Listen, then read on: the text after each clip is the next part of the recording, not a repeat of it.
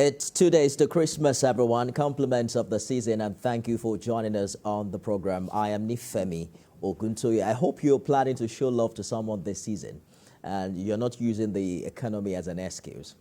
Well, our attention today is turned to the Nigeria Police Force and how they fared in the outgoing year. Recall that the new Inspector General of Police took over this year, and he vowed to rid the system of corruption, abuse of power, and take necessary action against any form of misconduct from personnel of the police force.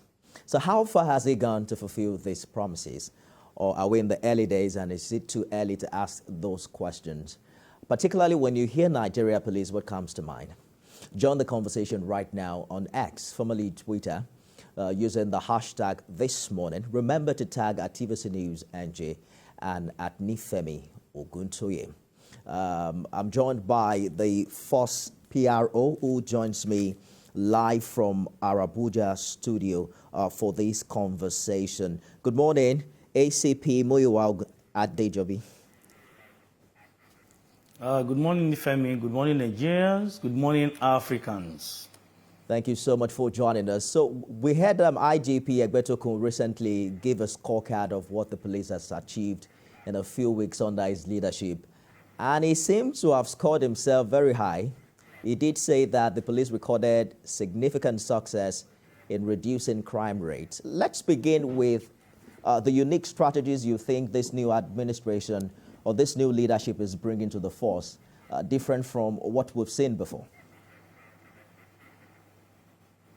Well, you know, the IGP came on board on 19th of June, 2023, and since he became the Inspector General of Police, the Nigerian Police Force has been so lucky to have him as a leader.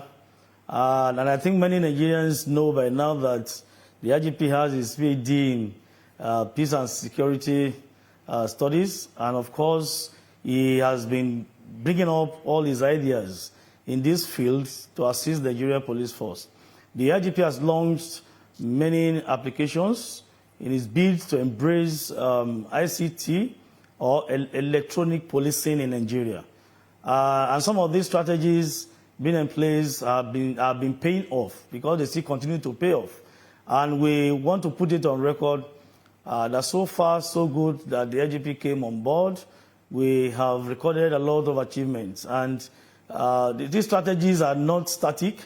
Everything that is constant, the only thing that is constant in life is change, and it's inevitable. For a very serious leader, you must always evaluate or assess your strategies for you to be in tandem with current happenings. Crimes are not static, crimes are dynamics, and even criminals are dynamic. So you must be dynamic in your dealings, you must be dynamic in your critical thinking, and your ability to marshal points and ideas, innovations, to do your job the way it should be done. More so that we're talking of policing. It's a very serious business. Police is a very serious business. So we, on a daily basis, we review all our activities, we review our strategies to be in tandem with current happenings. So the introduction of applications, apps on our phones, on our ICT platforms are working good for us. And these are welcome development that I think many Nigerians too can testify to this. The introduction of our Rescue Me app application, introduction of the Nigeria Police VGC, that is Emergency Reporting and Response System, and coupled with the application of certain apps like CMR and the likes, introduction of forensic investigation to police, partnership in all areas with all our stakeholders, particularly the agenda of community policing that we take more serious now. The IGP is being community policing more serious than what we used to have. Like, you just say a lot of lip service that we want community policing, we want community policing. His own community policing, it goes beyond just saying we want community policing and we have groups. We want all Nigerians to be involved in policing structure, in policing system in Nigeria. And I think these are being driven by the vision statement of the Inspector General of Police that's very, very key. He wants to emplace a police institution that is professionally competent. He wants to emplace a police institution that is rule of law compliant. that is service-driven and people-friendly. If you want to achieve all these, you must change your strategies.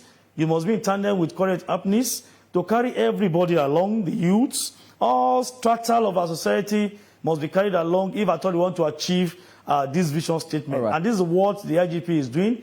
And these are the guiding principles that are helping the IGP and other members, senior management members of the Nigerian police force working together to make sure that this vision statement is achieved. You mentioned the CMR Information Service. I think that's the Central Motor Registry that we saw launched earlier this year. Talk to us about how much compliance you've recorded with this portal since it was launched, I think, in April, right? Yes.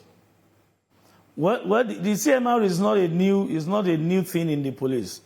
The CMR and the ability of the police to make use of CMR applications has been clearly stated in the Nigeria Traffic Act, Road Traffic Act of 1958.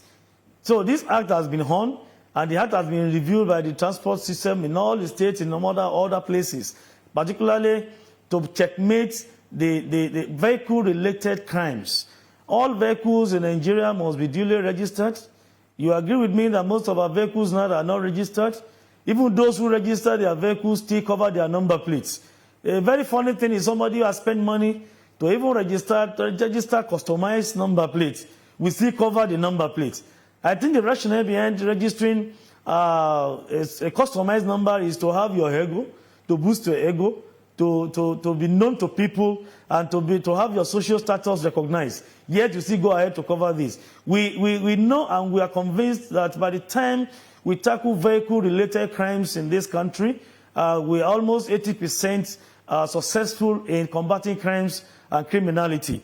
So the CCMR is coming not as a new project. We only added the E to make it electronic Central Motor Registry. Every vehicle must possess this, and that's why the police is working with Customs this time around. For the first time, we are signing an MOU with Nigerian Customs Service to make sure that we have access to the database of all the vehicles imported to Nigeria. We are sharing information with all our relevant security agencies, including Federal Road Safety Corps, so that we'll be able to make sure that every vehicle that is registered in Nigeria is on our database. If you commit an offense with your vehicle, you can be easily traced. Another thing is that this system will help Nigerians to be able to trace any stolen vehicle. If a vehicle is stolen, just make sure you visit report CMR at npf.gov.ng. It's going to help you to make sure that these vehicles are traced on time, and our ability to recover these vehicles on time is going to be very, very perfect. All right. So we want Nigerians to know that some of these applications, some of these ideas, and some of these things that we put together to embrace electronic policing are very, very good for us. And all these things are paid off. So far, so good. On the platform of CMR, we have recovered nothing less than 3,000 vehicles. And almost 7 vehicles have been reported stolen. So we want to go from manual way of doing things, from analog way of doing things in the police, to digital ways of doing so many things in the police, and which, of course, I am sure that's the way to go. This will be very better for us in Nigeria. ACP. Primarily, the police faces a challenge with its image among the citizenry, and one of the biggest challenges in this regard, if you agree with me, is bribery and extortion on the highway.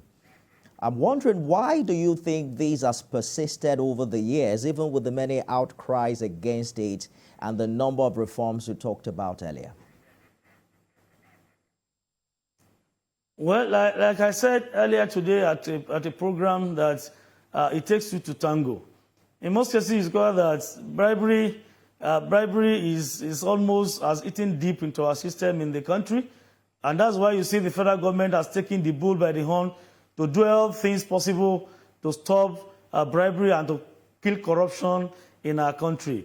Most of our men that you see on the road that have been alleged of taking bribes from Nigerians, most of them are always encouraged to do so. We have said it on several occasions that you don't offer bribes to policemen that is discharging his duty.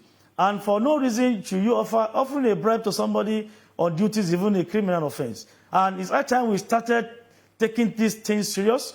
We started thinking outside the box to make sure we have a perfect system in the country.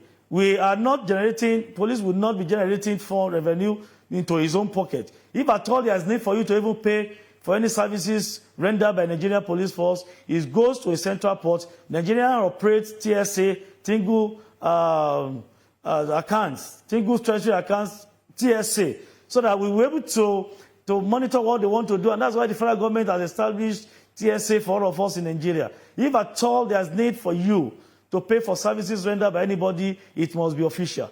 I have urged Nigerians to always tackle our men. Some of them are deviant and want to go out of their ways, who are not professional enough, who are not into our ethical consideration of our jobs and engagements, to report all what they do to us. When a policeman is demanding for money to do anything from you, you too, you ask for receipts. If that man cannot give you any receipts, cannot issue out any receipt to you for any payment you have made as a Nigerian, please do not pay. For those who collect money on the road, we have said on several occasions that if a policeman is demanding for money on the road, you need to ask certain questions. In as much as we are not encouraging you to take up a fight with any harmed policeman, but we can be civil about it and ask certain questions that will make us, that will liberate ourselves from the hands of some of these men who are out there and denting the image of the force. We kick against corruption, we kick against bribery, and IGP has made it clear. Don't drop IGP's name. One of them on the road will tell you we are making money and Oga at the top. Oga in Abuja is taking his own share. Nobody is taking share from anybody. IGP has said it clearly. Don't bring grief to me, to the commissioners of police and the AIGs.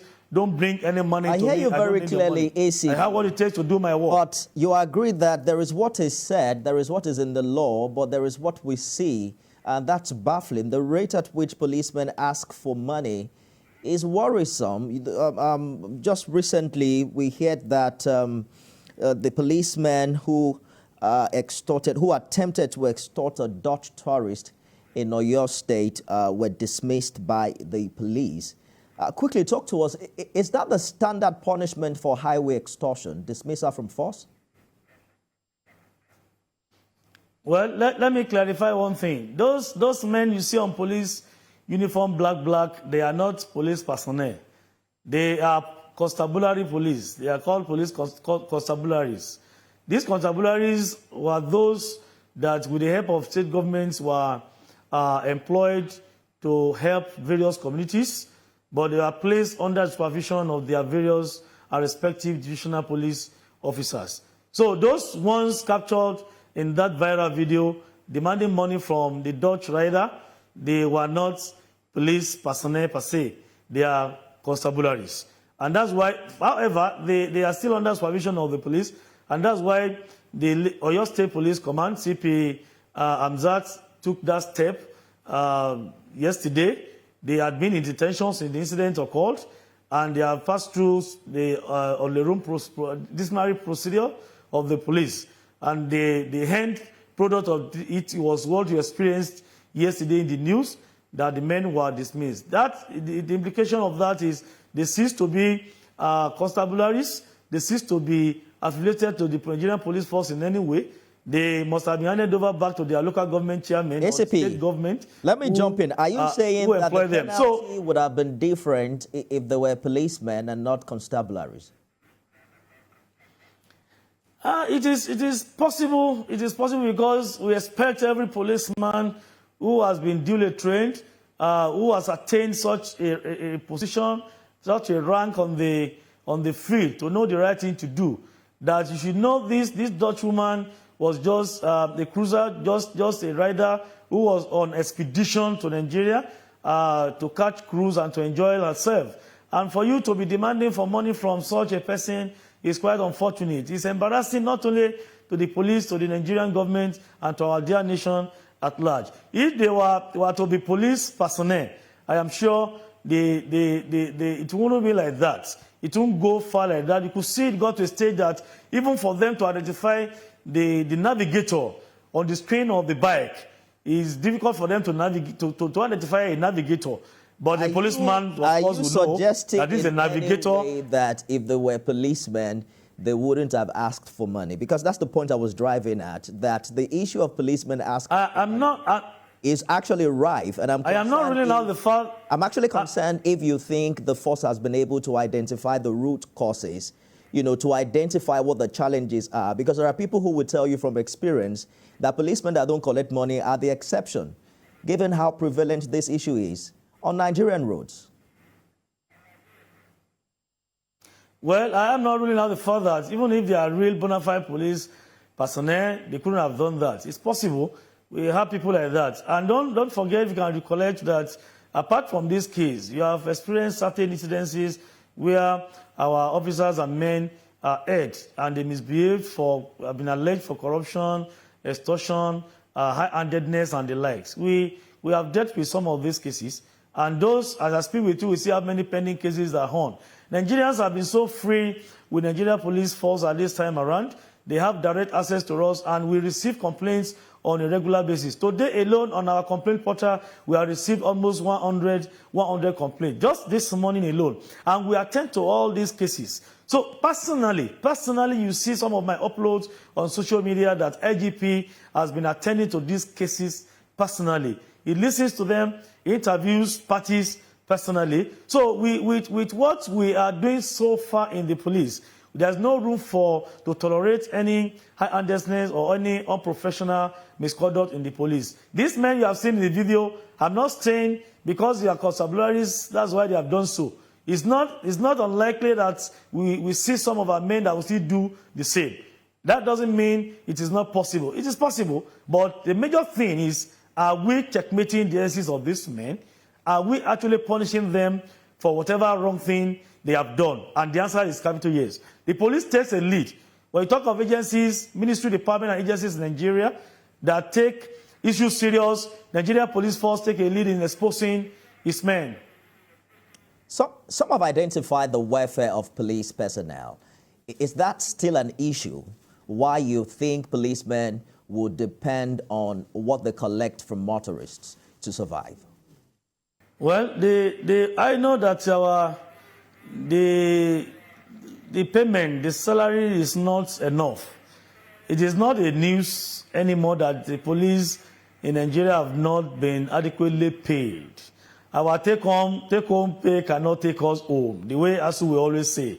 But the fact is, that doesn't mean that our men will now throw caution into the winds and continue to stab from left and right with their left and right and everything to gather money from Nigerians. Doing this on the road is embarrassing to us as a police institution, embarrassing to us as a nation, even embarrassing to the individuals that are concerned.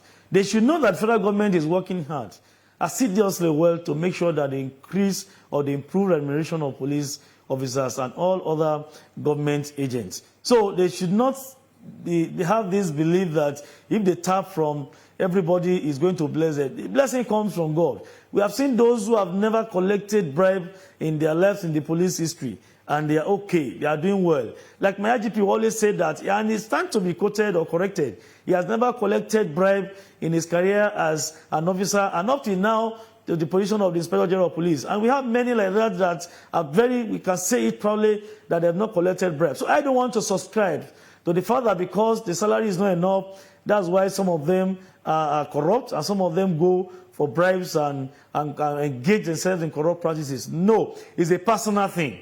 For you to be decent is personal. For you to be neat is personal. For you to have the fear of God and do your job judiciously the way you should do your job is a personal thing. And that's why we say we have individual differences when it comes to issues like this. So I don't want to subscribe to that, and I know many Nigerians will not subscribe to that because the salary is not okay. That's why they engage in all these criminal acts and shameful acts of extorting Nigerians of their hard-earned incomes and what they avail on the road. All right. It is not so. So there's a thin line between... I'm not having any belief in that. There's a thin line between asking for help and extortion. So I'm going to play out a scenario for you and ask you what you think the average Nigerian should do. You're driving, a policeman stops you, greets you quite politely and says, you know what, give me something, maybe buy me a drink or something. And then he does it with a smile on his face. What do you expect the Nigerian to do in that situation? Well, it's a very, very, very funny thing. It's not part of our system.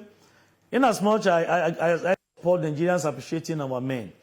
When they do good, we want to appreciate them, you can appreciate them. But we just need to follow that due process of appreciating our officers and men. Giving them something on the road is not helping them. You can identify them at a point, you know them individually or as a group, and then you send something to their DPOs, area commanders, or CPs. Even at the headquarters level, you can send something to them.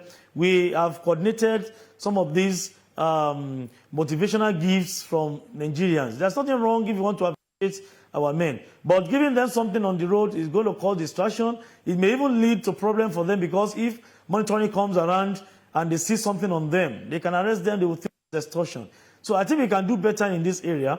We can always identify them, commend them at that point, and pass good and complimentary comments on them at that point. Take their identity of the number or the office or the address, then you can go and give things to them. We always discourage our men from even taking consumable items on the road. It could be dangerous. It could be counterproductive. So we don't encourage people giving gifts to our officers at various points or duty. It is not too palatable. It's not too okay. We encourage people to identify them, go to their offices, follow that due process, and donate whatever you want to donate to them.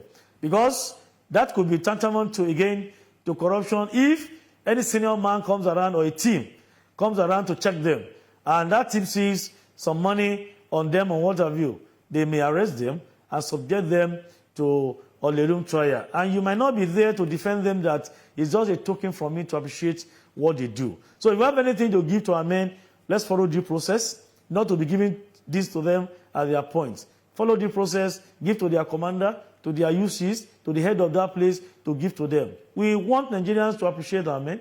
Right. We want them to encourage these men, because it's not easy. But let us follow due process in doing this.